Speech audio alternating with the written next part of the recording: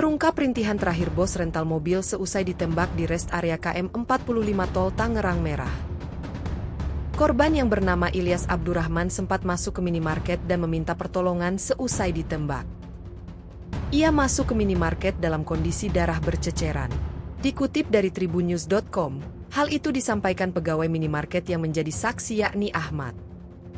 Ia mengatakan korban sempat masuk minimarket dalam kondisi banyak darah. Ahmad mengaku korban sempat meminta tolong setelah ditembak. Lebih lanjut, Ahmad juga mengungkap pelaku penembakan juga sempat masuk ke minimarket tempat ia bekerja. Kondisi itu terjadi sebelum melakukan penembakan. Saat itu, pelaku bertanya kepada Ahmad soal lokasi toilet. Kemudian, Ahmad menjawab tidak ada toilet di minimarket karena ini di rest area. Ahmad menunjukkan kepada pelaku lokasi toilet yang berada di luar. Setelah pelaku pergi dari minimarket, situasi di luar semakin tegang dan terdengar terjadi keributan. Selanjutnya, keributan itu disusul suara penembakan.